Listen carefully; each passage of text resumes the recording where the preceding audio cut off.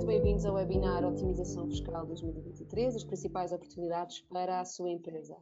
Hoje contamos com António Valente, diretor comercial da EFI Group, e com a Nídia Andrade, Business Team Leader da EFI Group, e o grande objetivo de hoje é trazer insights e informações relevantes para as empresas sobre os mecanismos fiscais que existem e que são mais interessantes para vários objetivos: atingir o fim da redução da despesa fiscal e, paralelamente, o aumento de capital que ajuda a reforçar a robustez e o crescimento das organizações, nos tempos que sabemos que são bastante imprevisíveis. Se pensarmos no contexto económico, social e político que temos neste ano de 2023 e que afeta as empresas, há 3 palavras que nos ajudam a resumi-lo: incerteza, instabilidade e pressão. No plano económico, temos as dúvidas sobre quão elevada continuará a inflação, que sabemos que recentemente motivou medidas por parte do governo, quais os custos que esta inflação implica para as empresas e que outras consequências vão surgir do desenrolar da guerra na Ucrânia e Rússia. Não esquecer o plano social, temos tido um aumento da contestação com greves em vários setores de uma forma transversal, e no plano político, iniciativas recentes de intervenção do governo que impactam o setor privado, como o programa Mais Habitação ou as medidas do IVA, para mencionar os 2 mais recentes, sendo que um deles é fechado hoje em Conselho de Ministros. Sabemos, neste contexto desafiante, que há um instrumento muito importante para as empresas, o CIFID, um mecanismo que é direcionado à promoção da investigação e desenvolvimento e que tem tido também ele algumas novidades recentes. Por um lado, a auditoria da Inspeção-Geral de Finanças, que vai dizer várias coisas, entre elas o CIFID estimula as empresas a investirem em investigação e desenvolvimento, estimula a criação de emprego, estimula o aumento das exportações, melhora a qualidade dos produtos e dos serviços e, por consequência, alavanca o país rumo à inovação. Também temos uma recente proposta do Governo, que foi votada ontem em comissão na Assembleia da República, que no seu conjunto dá um passo no sentido de maximizar o potencial deste incentivo, embora as empresas possam alegar que este passo ainda não é definitivo e que ainda há um caminho a fazer. Este é o ponto de partida para a conversa que temos hoje. O webinar terá uma duração máxima de 90 minutos. No final haverá espaço para a colocação de questões, portanto não se inibam de colocar todas as dúvidas aproveitando estes 2 especialistas que temos aqui hoje e, sem mais demora, avançamos então para a parte prática, que é a que interessa a quem nos está a ver e a ouvir. Começo pela Nídia. Muito se tem falado das alterações ao CIFID. Seria importante termos aqui um primeiro ponto de situação informando quem nos ouve sobre quais as principais modificações deste benefício fiscal e em que medida é que elas podem ser benéficas para as empresas. Bem, Maria, bom dia a todos e obrigada por nos estarem a ouvir. Eu creio que primeiro é importante contextualizar um pouco as motivações dessas alterações. Importa referir que em maio de 2022 o então Secretário de Estado dos Assuntos Fiscais, o António Mendonça Mendes, anunciou que iria solicitar a intervenção do IGF, portanto da Inspeção-Geral das Finanças, sobre algumas das práticas do CIFID, uma vez que na altura, e ainda a deputada Mariana Mortágua, tinha colocado algumas questões em relação a este incentivo. É também de referir que este tema foi levantado devido ao aumento do número de candidaturas e a consequente atribuição de crédito fiscal, com especial incidência no posicionamento e atuação daquilo que são os fundos de IDE, que atualmente têm sido muito falados. No passado dia 30 de janeiro foram divulgadas as conclusões desta auditoria ao CIFID, em que foram efetivamente identificadas algumas divergências na atribuição do incentivo fiscal e, apesar da auditoria ter concluído que este mecanismo é efetivamente eficaz para a promoção do investimento em ID, deixou a mensagem da necessidade de implementar medidas de controlo e monitorização e até unir esforços entre a AT e a ANI, que é a entidade, no fundo, que analisa aqui o incentivo fiscal CIFID neste sentido. Ainda de acordo com o relatório da IGF, foi identificado um incorreto apuramento das despesas de funcionamento adotado pela ANI, o que levou a partir deste exercício fiscal que agora está em análise, portanto o exercício fiscal de 2022, fosse alterada a metodologia de cálculo para o apuramento das despesas com o pessoal e despesas de funcionamento, passando a diferenciar aquilo que é o custo total e as remunerações, ordenados e salários. Portanto, em relação àquilo que é o custo total, deverão ser consideradas todas as despesas relativas a remunerações, ordenados ou salários e também os encargos da entidade sobre as remunerações, os seguros de acidente no trabalho e doenças profissionais, gastos da ação social e gastos com a formação do pessoal, que até então, portanto, não tinham um peso relevante aqui neste cálculo.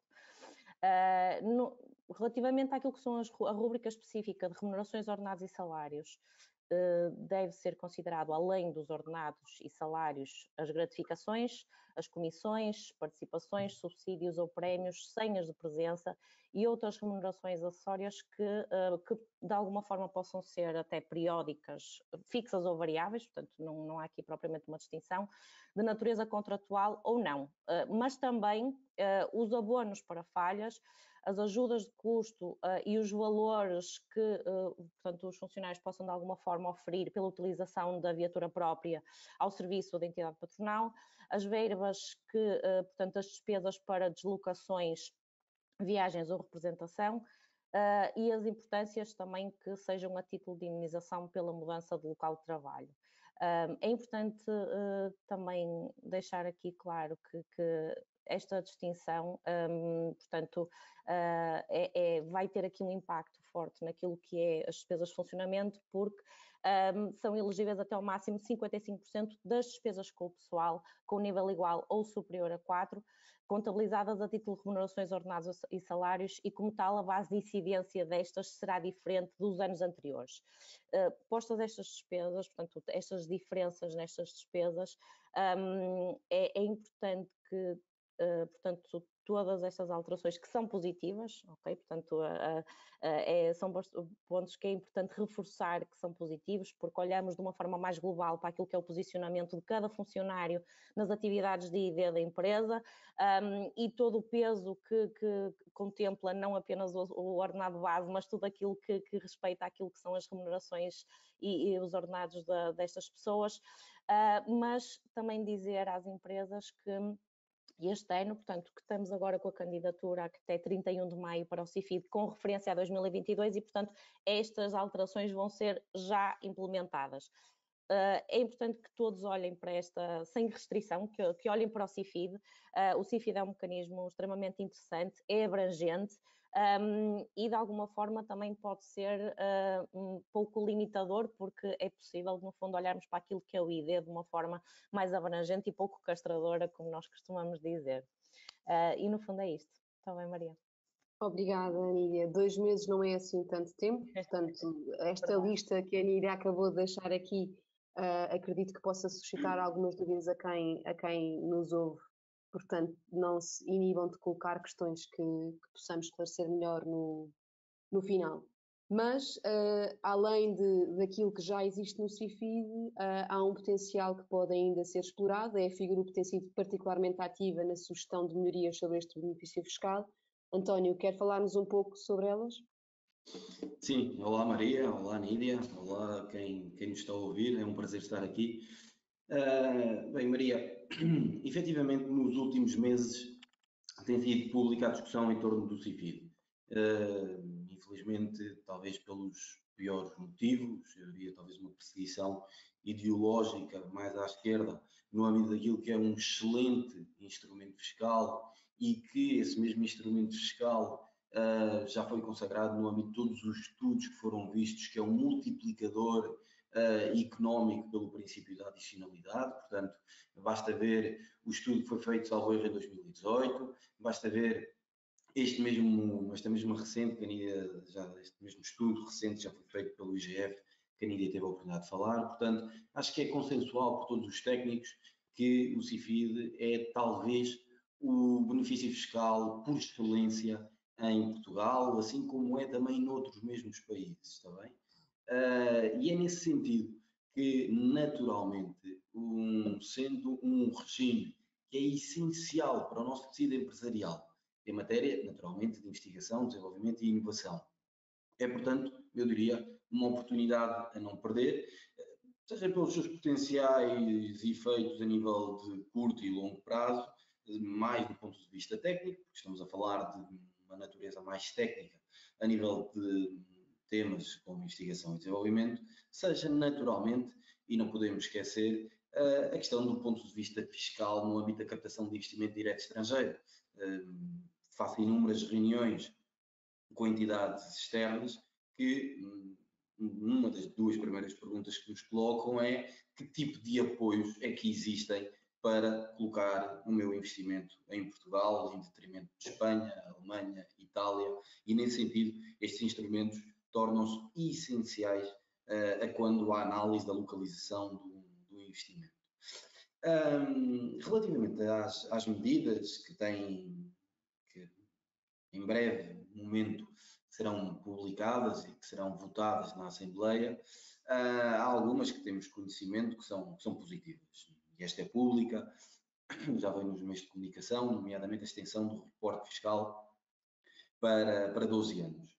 Contudo, e coloco algumas reservas, porque naturalmente não conheço o diploma em concreto, sei aquilo que a maioria das pessoas sabe, há algumas medidas relativamente aos fundos de investimento que, no meu ponto de vista, são questionáveis, nomeadamente a retroatividade e elegibilidade da lei, que, ora, como todos devem entender, é anticonstitucional, bem como a falta de esclarecimento relativamente a estes investimentos, mas aguardemos para ler o diploma na sua totalidade e aguardemos também pela votação, naturalmente, que vai haver no Parlamento, para garantir que esse sistema foi ou não foi presente e vertido em diploma. Relativamente às medidas que nos últimos meses temos insistido junto dos agentes políticos, é efetivamente uma comparação relativo àquilo que se faz nos outros países da União Europeia e no mundo. Tá bem? Nós temos uma estrutura, neste momento está presente em 14 países, com uma presença muito forte na Europa e no continente americano, e como tal conseguimos avaliar efetivamente aquilo que de bom se faz no mundo. E existem algumas medidas que vou partilhar com quem me está a ouvir, que me parecem que poderiam ser vertidas em diplomas, nomeadamente aquilo que é a inclusão das atividades de inovação tecnológica, como, por exemplo, uma taxa menor do que aquilo que são as atividades de investigação e desenvolvimento, como aqui ao lado, em Espanha, existe. Ou seja, um dos problemas da economia portuguesa, entre muitos, é a falta de produtividade que as nossas empresas têm. Isto é discutível no âmbito daquilo que é o conceito da produtividade, mas acho que todos entendemos que as nossas empresas podem ser mais produtivas. E a única forma, ou uma das formas de ser mais produtivo, é através da inclusão de tecnologia, fazer mais com menos. Ora, se em vez de andarmos a criar, como andámos nos últimos anos, nos últimos exercícios fiscais, a criar créditos fiscais extraordinários, onde não temos uma traceabilidade desse mesmo reporte fiscal, onde criamos incentivos fiscais que, apesar de naturalmente serem interessantes para as empresas, são confusos por natureza, como por exemplo o incentivo fiscal à recuperação, que está em vigor no último semestre de 2022, mas que tem inúmeras limitações, como por exemplo a distribuição de dividendos aos acionistas. Em vez de andarmos a criar isso tudo, por que não utilizar e melhorar aquilo que já existe? Incluir atividades de inovação tecnológica com uma taxa, mais uma vez digo, pode ser inferior à taxa base que está presente no CIFID, e com isto permitir este efeito de contratação de atividades de inovação tecnológica, aumento da produtividade e arrastamento de um setor que naturalmente é preponderante no desenvolvimento económico das economias, que é o setor tecnológico. Este, eu diria que não entendo porque é que teimamos em ser fundamentalistas no âmbito daquilo que é a investigação e desenvolvimento, e como tal gostaria muito que esta mais uma vez digo que esta opinião, digamos que esta possibilidade fosse vertida em diploma. Outra medida que nós muito temos publicado e que temos sensibilizado os agentes políticos é efetivamente a questão do cashback. Já irei explicar o que é para quem me está a ouvir a primeira vez. O cashback ou a possibilidade de dedução do benefício fiscal noutros impostos, como por exemplo a tributação autónoma. Ou seja, o incentivo fiscal à investigação e desenvolvimento, como o CIFID, é extremamente interessante. Contudo, tem um handicap que é, a meu ver, quando queremos posicionar Portugal no âmbito da Nova Califórnia, quer dizer, as empresas ao realizarem investimentos e ao iniciarem investimentos, naturalmente estão numa situação de prejuízos fiscais. Ao estarem numa situação de prejuízos fiscais, não podem beneficiar destes mesmos apoios que são concedidos pelo governo. Aquilo que o governo diz é, ok, muito bem, então vamos aumentar o reporte fiscal de 8 anos para 12 anos. Mas bem, vejamos, uma empresa que não utiliza benefícios fiscais durante 12 anos, daqui a 12 anos a empresa já está morta. Aquilo que sugerimos é a dedução deste mesmo benefício a outros impostos, como a tributação autónoma, já tive a oportunidade de dizer, ou então um mecanismo de cashback, que aproveito para dizer, existe em Espanha, existe em França, existe na Alemanha, existe no Reino Unido e existe em vários países. Não é nada de novo. As empresas têm prejuízo fiscal, pedem o benefício fiscal em cash, permitindo assim a injeção de tesouraria. E para quem nos está a ouvir e tem um conhecimento maior, pode estar a dizer, pronto, isso então, como é que garantimos o controlo? É muito simples. Mais uma vez digo, por exemplo, o sistema fiscal espanhol, além deste controle, que também existe em Portugal, verdade seja dita, e o trabalho que a Agência Nacional de Inovação está a fazer, mas neste mesmo controle podem-se fazer muitas coisas. Pode-se garantir que não existe a redução dos postos de trabalho, à semelhança daquilo que já existe noutros benefícios. Pode-se garantir que o investimento em ID deve-se manter pelo menos constante. Pode-se garantir que tem de existir a contratação de recursos humanos nos próximos anos. Podem ser feitas várias coisas, basta ver, mais uma vez digo, que nos outros países é feito para conseguir depois copiar as melhores práticas, porque às vezes não é necessário estar a inventar, basta ver o que as economias mais desenvolvidas fazem, que são mais desenvolvidas por algum motivo fazem. Mas existem outras, Maria, não vou alongar muito mais, porque acho que até já me alonguei demasiado. Existem várias medidas que podem ser, eu não diria copiadas, mas inspiradas naquilo que são as melhores práticas que outros países realizam e fazem no âmbito daquilo que são os seus benefícios fiscais, investigação e desenvolvimento. As empresas que queiram preparar a sua candidatura no contexto do CIFID atual, não aquele que gostaríamos todos que ficasse, mas nas oportunidades que já existem, o que é que têm de fazer, António?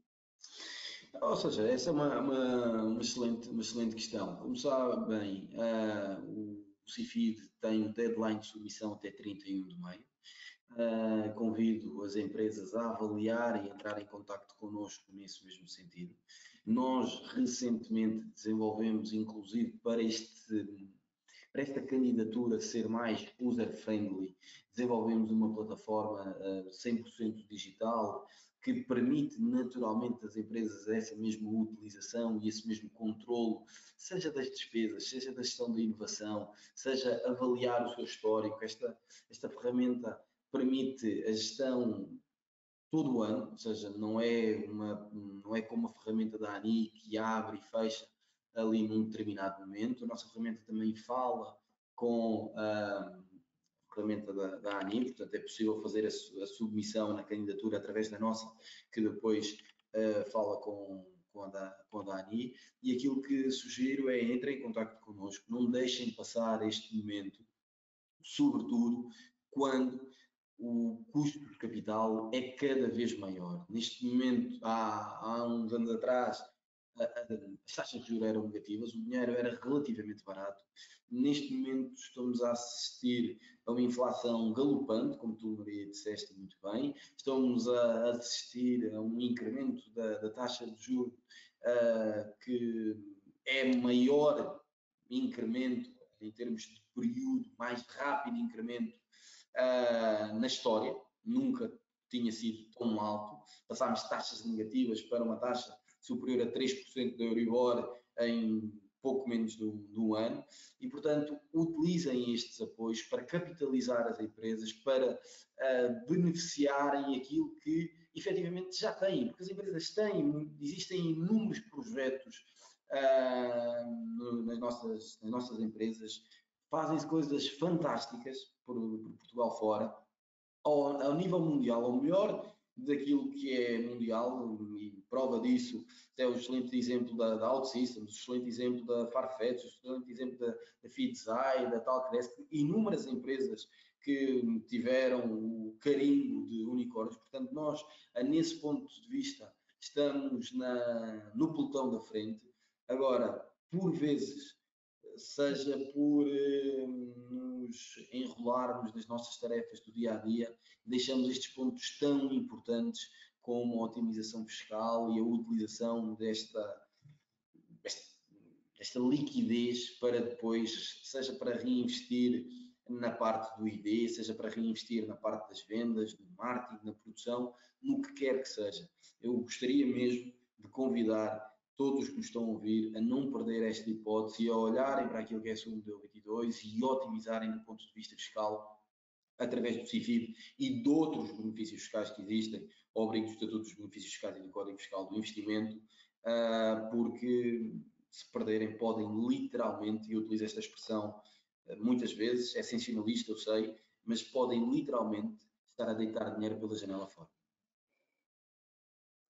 O António falava aqui nesta dificuldade das empresas acederem ao capital, tendo em conta este contexto mais recente, e um dos pontos referidos quando se analisa a economia portuguesa, Nídia, é o facto das PMEs terem pouco capital próprio. Existem alguns incentivos, para além daquele que temos vindo a falar, para este propósito?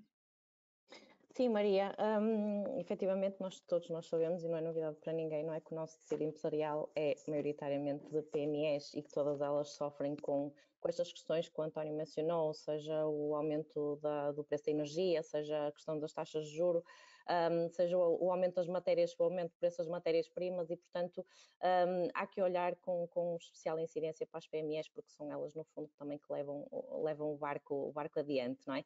E, efetivamente, existem aqui dois grandes incentivos, nomeadamente aquilo que é da LRR, portanto, a dedução dos lucros retidos e reinvestidos, que é um benefício fiscal que permite às empresas constituírem uma reserva e deduzirem parte dos lucros retidos que sejam reinvestidos em aplicações relevantes até 25% ou até 50% da coleta de IRC, mediante aquilo que é a dimensão da empresa, portanto, sobretudo PMEs, mas fazendo aqui a distinção entre micro e pequenas e médias empresas.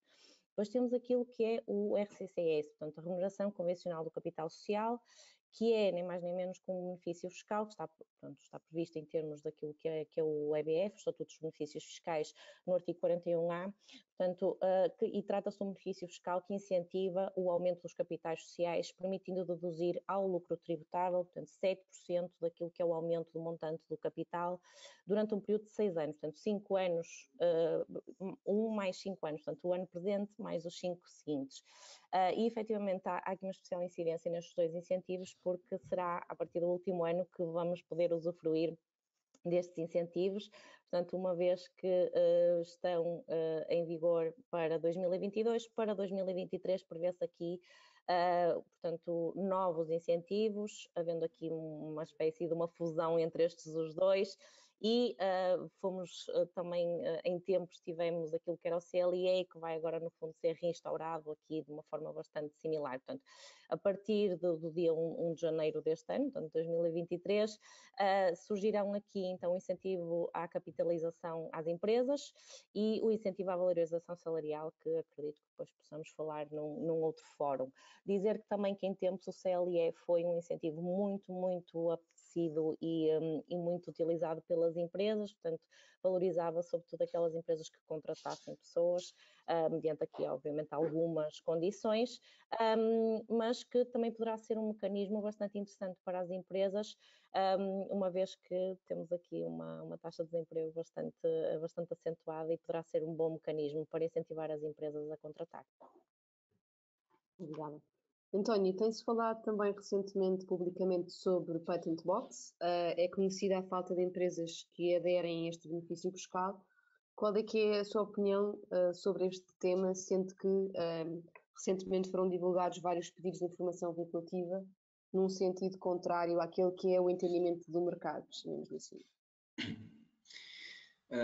Bem, Maria, o sistema de incentivo Patent Box, em primeiro lugar, é um sistema de incentivo que na sua gênese e no seu conceito está muito bem desenhado. Não é por acaso que só hoje na Europa existem mais de 21 regimes desta mesma natureza. É talvez o benefício fiscal mais comum em todos os países da OCDE.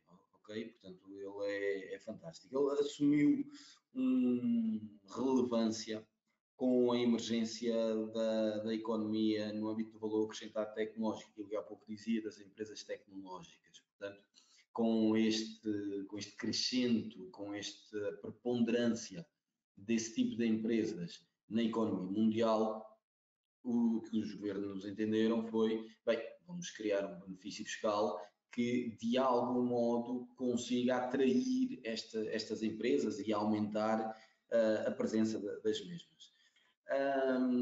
E isto naturalmente incide eu não diria na totalidade sobre essas despesas, mas incide relativamente àquilo que são os rendimentos intangíveis. Fazer aqui um disclaimer, até porque acho que é importante para dar contexto. Este benefício ou estes benefícios têm um potencial de utilização agressiva e naturalmente aquilo que a OCDE fez foi ao abrigo do BEPS começar a criar algumas limitações, sobretudo na utilização de concorrência fiscal saudável. Para quê? Para não existir uma concorrência desleal entre empresas que estão num estado X ou Y, de acordo com as capacidades do mesmo e, sobretudo, do posicionamento fiscal de cada Estado. É conhecido que há Estados ou países que têm uma política fiscal mais agressiva, no bom sentido da palavra, como, por exemplo, Irlanda, quando comparado com Portugal, que temos a taxa de IRC mais alta da União Europeia. Mas bem, isso são outros, não é o mote do nosso webinar. Dizer-vos que este benefício, se olharmos para trás, até porque acho que é importante, foi criado em 2014 e foi aplicada inicialmente uma taxa de 50%, incidia apenas sobre patentes e desenhos e modelos industriais, e depois, em 2020, existe uma alteração e existe a inclusão dos rendimentos de software, ou seja, acrescentou-se às patentes e aos modelos industriais a inclusão dos rendimentos que advêm do software. E, mais tarde, em 22, passou de 50% para 85%. É o benefício fiscal do Patent Box mais alto da Europa, está bem? Foi uma clara aposta. Portanto, isto demonstra uma clara aposta, repito, do legislador numa tentativa de captar e incentivar as empresas do setor tecnológico, e isso acho que é de saudar e aplaudir. O problema está naquilo que é a operacionalização do benefício. Eu dou apenas um tema muito, muito recente, que tem a ver com o tal pedido de informação vinculativa que tu falavas. O pedido de informação vinculativa, para quem nos está a ouvir, é o 22968, que, resumindo, não vos vou cansar com termos técnicos, perguntava se o benefício estava abrangido pelo artigo 92 do Código de IRC, que no fundo aquilo que faz restringe a 10% do IRC liquidado a utilização dos benefícios. Portanto, as empresas não podem utilizar um benefício superior a 10%. E por incrível que pareça, e aqui eu estou a utilizar bem a expressão, por incrível que pareça, a autoridade tributária diz que sim. Ora, isto não faz o mínimo sentido. Não faz sentido porquê? Não faz sentido, primeiro, porque este benefício está no Código de IRC, não está no Estatuto dos Benefícios Fiscais. Portanto, aquilo que nós indicamos isto pode ser um equívoco ou um erro que lamentamos relativamente a este pedido de informação vinculativa. Isto em termos técnicos, está bem? Por outro lado, existe um déficit brutal, desculpem a utilização da palavra, no âmbito daquilo que é a fundamentação, no âmbito da ausência total de elementos de interpretação. Não são poucas as empresas que me perguntam se software as a service é elegível ou não, se o licenciamento de software é elegível ou tem de ser a venda de software com base nos royalties. Depois, quando vamos avaliar por direito comparado, e também porque a lei, digamos, está escrita de uma forma muito resumida e com um déficit muito grande no âmbito daquilo que são os elementos de interpretação, como disse, também não permite absorver este mesmo contexto.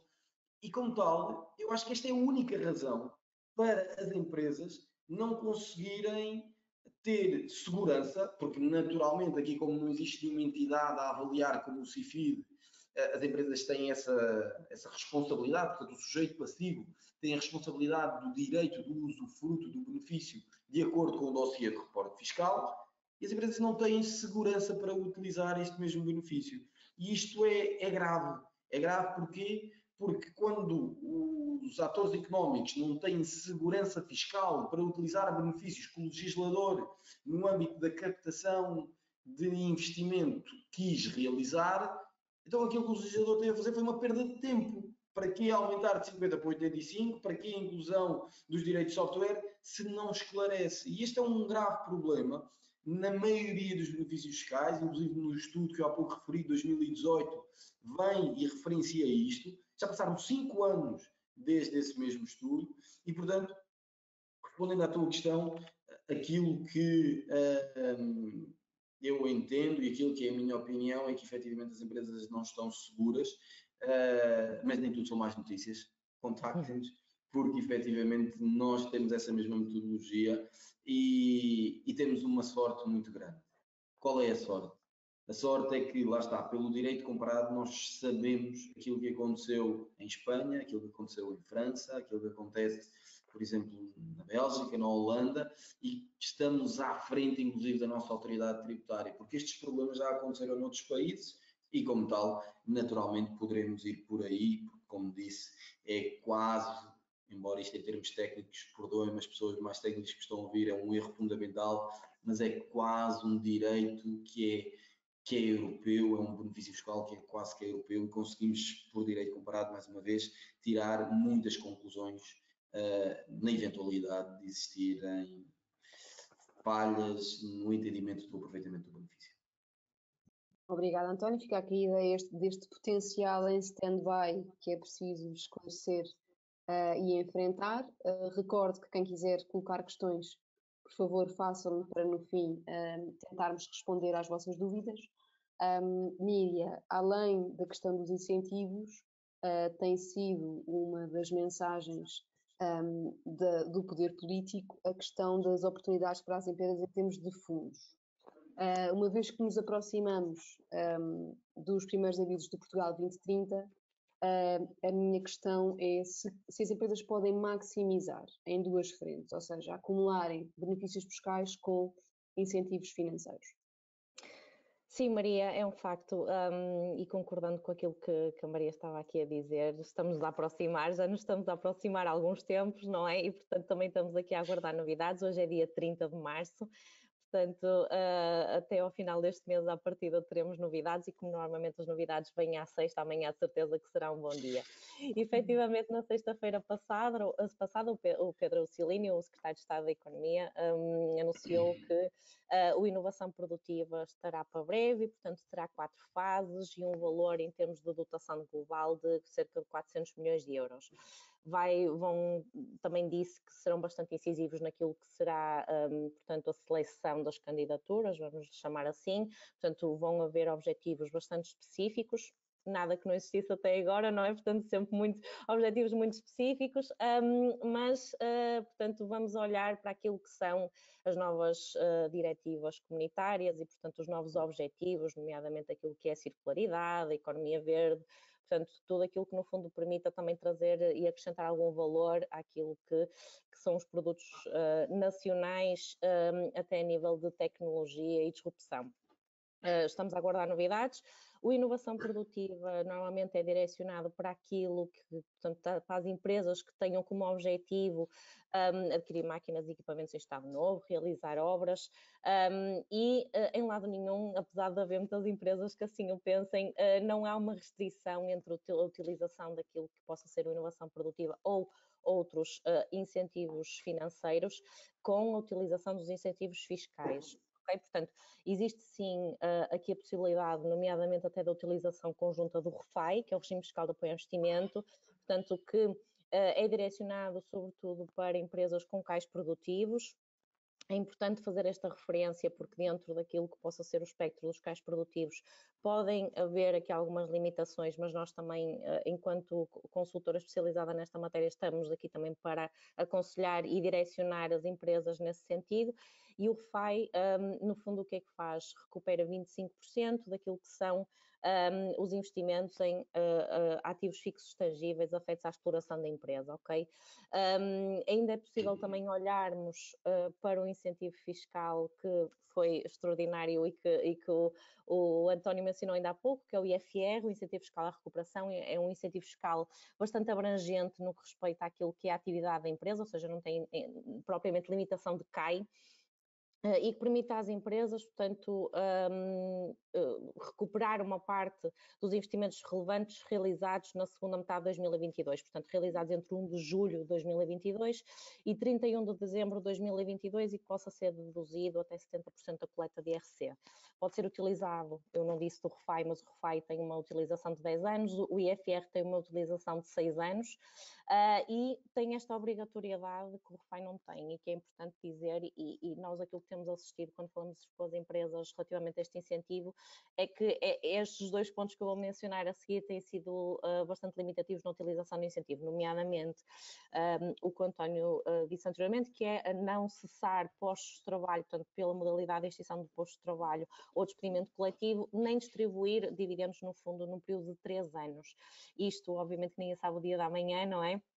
E as empresas são feitas para dar dinheiro e claramente que é uma limitação a esta utilização. Ainda assim, sobretudo estes 2, podem ser usados em consonância com incentivos financeiros, de acordo com aquilo que são os limites máximos auxílios regionais. O que é que isto é? No fundo, é aquilo que regulamenta a utilização, portanto, o mesmo investimento ser apoiado pela vertente do incentivo financeiro e pela vertente do incentivo fiscal. Portanto, a conjunção dos 2 tem que ter sempre em mente estes limites, e os limites máximos auxílios regionais, no fundo, definem a intensidade de auxílio que uma determinada empresa, numa determinada região, portanto, possa utilizar na combinação dos 2 incentivos.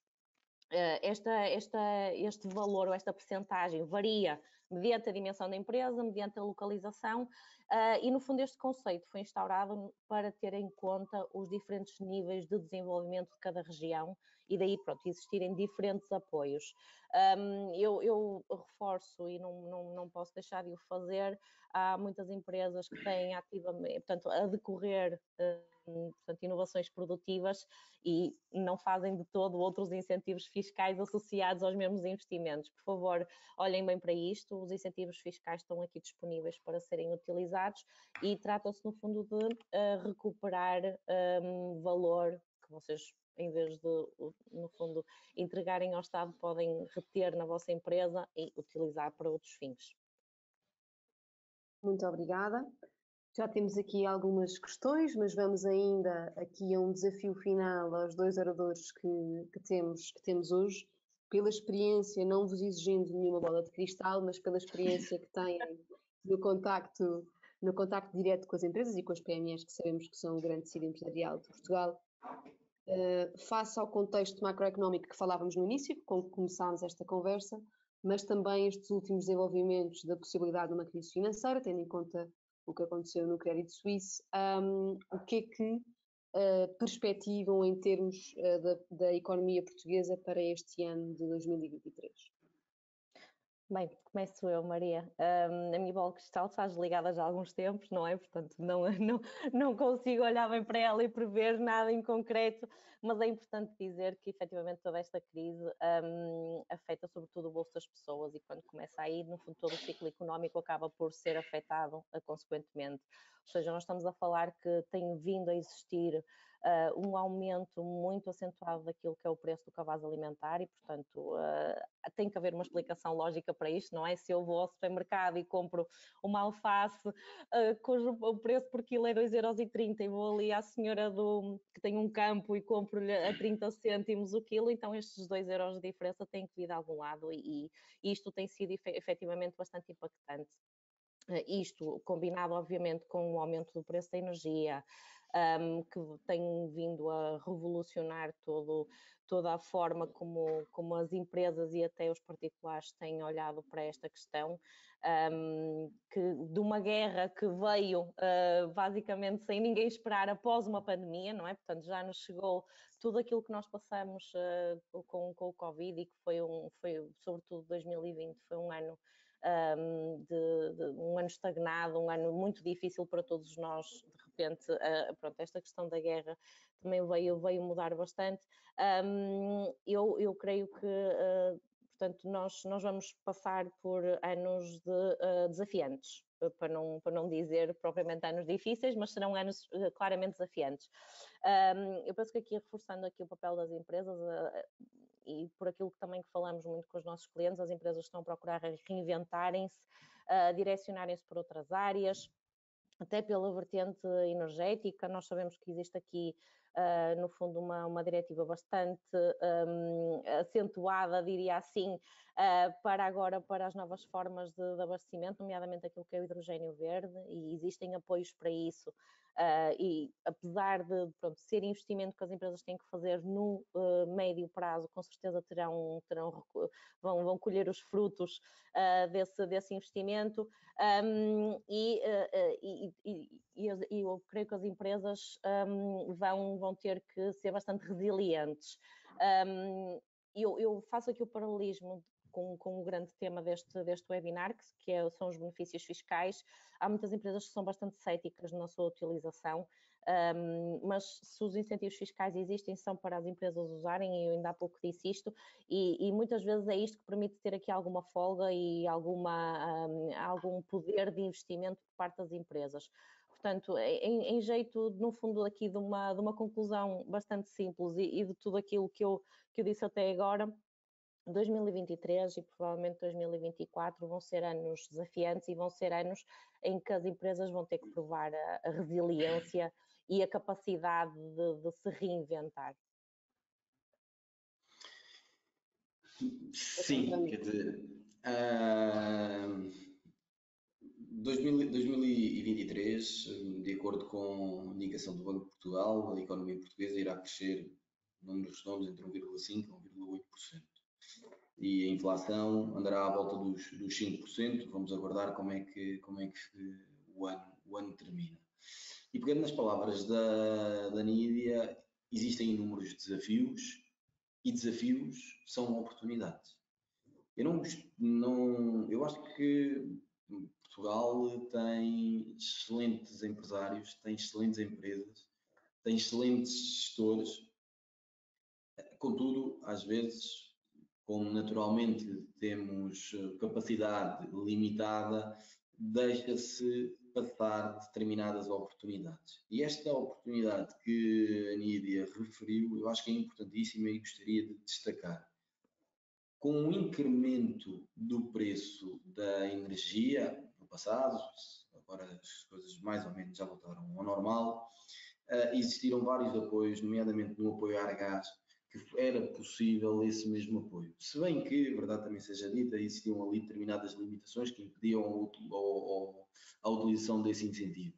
Mas era um incentivo que foi interessante e que eu acho que as empresas, mais uma vez, têm de estar despertas. Outro incentivo que neste momento está aberto, e há pouco a Nídia falou do Portugal 2030 e muito bem, é dentro do PRR, existe um aviso neste momento, fecha em junho, perdoem porque não tenho exatidão do dia, salvo renova ou alguma coisa assim do género, existe um aviso para o hidrogênio verde. Portanto, as empresas que quiserem realizar investimentos no âmbito do hidrogênio, que nós podemos discordar da tecnologia, se a tecnologia é madura, se não, mas é o futuro. Existe uma aposta clara por parte da Comissão Europeia no âmbito do hidrogênio para retirar a dependência dos combustíveis fósseis e, como tal, é aproveitar agora. E é aproveitar agora porque o financiamento é 100% a fundo perdido. Eu volto a repetir. É 100% a fundo perdido. Nós, neste momento, estamos a passar aquilo que no início de 2000, com os painéis fotovoltaicos, onde existiam financiamentos para painéis fotovoltaicos, inclusive havia uma majoração ou havia um acréscimo do valor se fosse injetado à rede, contratos extremamente generosos. Hoje em dia, infelizmente, esses contratos não existem, mas no âmbito do hidrogênio, as empresas têm esta possibilidade. Agora, naturalmente, que têm de se posicionar, têm de procurar e têm de tentar, sabendo que umas vezes é possível e outras vezes não é possível, mas acho que devem tentar posicionar-se neste mesmo sentido, porque, sobretudo, a Península Ibérica tem condições fantásticas para se posicionar no âmbito desta mesma temática e, como já tive a oportunidade de dizer, é uma oportunidade que é apadrinhada pela Comissão Europeia. Pois, relativamente à tua questão, Maria, é um pouco mais do mesmo, ou seja, é o turismo, porque temos um país fantástico a impulsionar a economia, é a indústria, infelizmente, a passar por inúmeras dificuldades e, como tal, acho que deveríamos, fala-se do industrializar Portugal há 10 anos e pouco se tem feito nesse mesmo sentido, e como tal seria interessante. Por fim, e aqui termino, apenas com um exercício que é, vamos imaginar o seguinte exemplo, uma empresa que tem um IRC a liquidar de 100 mil euros. 100 mil euros. E que, com os vários benefícios fiscais que falámos, e que a Nídia muito bem mencionou, consegue zerar o IRC. A pergunta que eu coloco a quem nos está a ouvir é: quanto é que têm de vender para a vossa margem ser de 100 mil euros? Porque é isto que está em causa, ou seja, é criar liquidez imediata nas empresas sem realizar qualquer tipo de venda ou de esforço comercial, que, como sabemos, é bastante difícil e cada vez, no mercado concorrencial, cada vez mais difícil. Portanto, eu deixo esse mesmo desafio. Sim, têm de ser resilientes, sim, vai ser um ano bastante desafiante, mas com os desafios também vêm oportunidades e não deixem de fazer e aproveitar.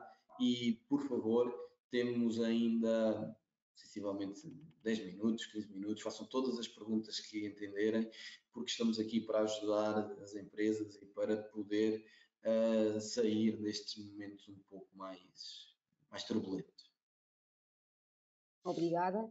Passamos então a palavra às perguntas que nos foram sendo enviadas. Temos aqui algumas questões. Se calhar começamos pelo CIFID, que foi o primeiro tema com que abrimos esta conversa. E há aqui uma questão que diz: Viva, ao fazer o CIFID até 31 de maio, posso já usufruir do crédito fiscal no fecho de 2022, mesmo sem uma resposta formal da aprovação do crédito fiscal? Primeira questão. Pode. Pode utilizar o benefício fiscal de uma de duas formas. Submete a candidatura e utiliza o benefício, e com isto tem o ganho económico imediato. Qual é o risco que corre? É, se for reprovado pela Agência Nacional de Inovação, tem de fazer uma retificação ao modelo 22 e paga a taxa de juros de mora. Está bem? Eu sou mais apologista desta utilização, está bem? Ao preço que, mais uma vez digo, a taxa de juros está, acho que as empresas devem utilizar de uma forma imediata, portanto, a 31 de maio, com a entrega do modelo 22. Bem sei que é um posicionamento um pouco mais agressivo, e isto não há certo nem errado, há efetivamente uma estratégia fiscal que a empresa quer correr. O outro modelo é pagar o imposto, liquida o imposto que tem de liquidar, faz a candidatura e aguarda pela aprovação da Agência Nacional de Inovação, vamos supor que será em dezembro de 23. Em dezembro de 23, quando tiver a declaração de concessão do benefício, então faz uma substituição do modelo 22 e pede a restituição do imposto pago em excesso. Tá bem? Portanto, tem estas duas alternativas e é escolher qual é que se adequa mais aos interesses da empresa. Obrigada, António. Ainda sobre o CIFID. Relativamente aos novos campos introduzidos no CIFID, custo total das remunerações versus remunerações, o que os distingue em termos práticos? No custo total é o considerado o salário bruto e nas remunerações o líquido mais subsídios, abonos, etc. Obrigada. Efetivamente aquilo que é a alteração destes campos depois implica nós olharmos um bocadinho mais a fundo daquilo que são as despesas que a empresa teve com cada colaborador. Portanto, em relação ao custo total, nós consideramos, no fundo, todas as despesas relativas a remunerações, ordenados e salários e os encargos das entidades com as remunerações, os seguros e ainda os gastos de ação social, eventualmente também as formações pagas pela empresa. E em relação àquilo que é o outro campo, portanto, que são o custo total, portanto, nós aquilo que, as remunerações, ordenados e salários, nós aquilo que fazemos, no fundo, temos que olhar para aquilo que são as gratificações, comissões e ainda os abonos, as ajudas de custo, as despesas de deslocação e no fundo é isto, ou seja, existe uma separação deste valor, sendo que o que importa aqui referir é que a incidência das despesas de funcionamento vão ser, portanto, com incidência, passa aqui a redundância, nas remunerações, ordenados e salários, ok? Portanto, esta é a grande diferença, sendo que nós, e também é importante referir isto, que nós através daquele mecanismo que nós temos, que é a nossa R&D Platform, portanto, a nossa plataforma, que no fundo faz a conjunção entre nós, o cliente, e a ANI, já temos preparada, portanto, toda esta diferenciação que foi recentemente criada e, portanto, já estamos a introduzir estas alterações na nossa plataforma. Bom, próxima questão é sobre o capital social. Nuno Anjo tem dúvidas aqui sobre o incentivo ao aumento do capital social. Transformar prestações suplementares em capital social está incluído neste incentivo? Maioritariamente aqui para o RCCS têm que ser, portanto, entradas diretas de dinheiro e sendo que as prestações suplementares são um bocadinho, uma linha um bocadinho cinzenta. Eu chamo a atenção que é importante fazer esta análise previamente, portanto, uma vez que estamos a fazer o reporte agora de 2022, e que a boa utilização deste incentivo é premente, uma vez que é um incentivo que é autodedutível e, portanto, tem que se fazer, no fundo, uma análise das formas que foram realizadas os aumentos de capital. Outra questão aqui, há algum incentivo ao aumento de salários e massa salarial? Não, aí existem os incentivos recentes criados pelo governo no âmbito e que foi publicado, e recentemente está-se a falar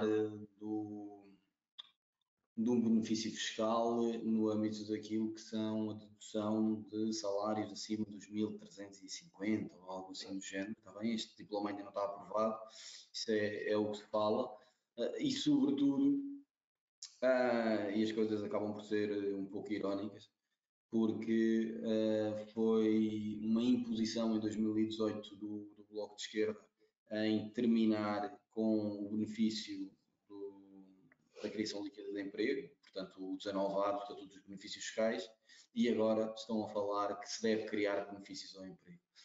Portanto, estas coisas são mesmo assim, infelizmente. Aguardemos para ver que incentivos é que eles vão criar, além daqueles que já existem. Tá bem? Mas existem vários, seja, por exemplo, incentivos financeiros no âmbito do IFP, que naturalmente podem ser utilizados, seja a nível de benefícios fiscais que incidem sobre a TSU. Portanto, depois temos de avaliar em que condições é que esse funcionário se encontra para poder usufruir de um ou do outro, sendo que aquilo que eu disse recentemente é mesmo a verdade, ou seja, vão existir, e acreditamos nós que vai existir, mais cedo ou mais tarde, benefícios fiscais à criação líquida de emprego, depois se é para salários acima de X ou abaixo de Y, isso eu não sei dizer, e inclusive nos últimos 3 orçamentos de Estado vem sempre prevista a possibilidade de criar um benefício fiscal à criação líquida de emprego, como existia em 2018, mas apenas para as regiões do interior. Portanto, lamentamos esta confusão que não ajuda as empresas, mas é o que é. A acrescentar a notícia que saiu hoje de manhã de que o governo quer voltar a reforçar o incentivo à contratação de jovens. Portanto, também aí pode haver novidades em breve em termos dos benefícios que as empresas poderão ter. Maria, só força. uma nota, porque é importante dizer isto, no âmbito dos incentivos financeiros também existem apoios para as empresas que contratarem, nomeadamente aquilo que são os projetos IDT, ok? Portanto, os projetos de investigação e desenvolvimento tecnológico. Não só conseguimos cobrir aqui parte dos recursos já feitos à empresa, mas também novas contratações, eventualmente até pelos projetos de internacionalização, embora aqui, pronto, é sempre importante dizer que os perfis têm que ser mais direcionados para gestão de mercados internacionais, mas também são apoios que, durante a execução do projeto, são apoios que são bastante interessantes. Yeah. Temos aqui uma questão que tem a ver com a conversa que estávamos a ter há pouco sobre fundos e benefícios. Se é possível concorrer a 2 incentivos fiscais em simultâneo. Nídia, queres? Ora bem, até 2022 sim, sem qualquer problema, ou seja, a mesma empresa poderia fazer aquilo que é a subscrição, no fundo, de unidades de participação dos fundos de ID e aquilo que nós dizemos de uma forma bastante simplista, que é o CIVIT técnico, ou seja, conseguimos ter a conjunção do melhor dos dois mundos e, portanto, que é importante dizer que esta questão dos fundos de ID, portanto, a subscrição ou a aquisição de unidades de participação teria que ser feita até 31 de dezembro de 2022, porque é o ano que está em análise neste momento, ok? E, portanto, a resposta é sim. Virão por aí alterações, não é? Mas até então não existiu qualquer limitação e há empresas que fizeram com consciência e de forma estratégica para as empresas. Se calhar vamos aqui à última questão. Se houver aqui alguma dúvida que ficar por responder também, a equipa da FIGO compromete-se a responder por e-mail, pelo e-mail que nos disponibilizaram na inscrição neste webinar. E a última que tínhamos aqui era IFR. Relativamente às gratificações de balanço, são sempre consideradas como distribuição de lucros, participação nos lucros, correto? Pergunta Luís Ferreira. Correto. Rápido a responder. Não pode. Dividendos, portanto, quer dizer, não estou a ver. Agora podemos também conversar um bocadinho melhor para eu entender aquilo que é os argumentos e pontos de vista na eventualidade de existir alguma dúvida e naturalmente que dissecamos o caso, mas eu diria que é perentório e até pode usufruir do benefício. A questão é que depois, na eventualidade de uma auditoria por parte da autoridade tributária, vai ter de corrigir. Portanto, isso não convém a ninguém e não tem vantagens nisso. Mas, por favor, contacte-nos que avaliamos essa situação. Obrigada. Cabe-nos então agora encerrar esta edição. Muito obrigada a todos os que estiveram a ver e a ouvir esta exposição. Esperamos que tenha sido útil para o dia-a-dia de todos e que tenham ajudado os contributos, quer da Nídia, quer do António, para uma melhor compreensão destes temas. Sabemos que são técnicos, mas há muito potencial por descobrir e por aproveitar num contexto que sabemos que é complicado e que poderá vir a complicar-se mais nos próximos meses. Obrigada a todos e bom dia. Obrigado. Obrigada.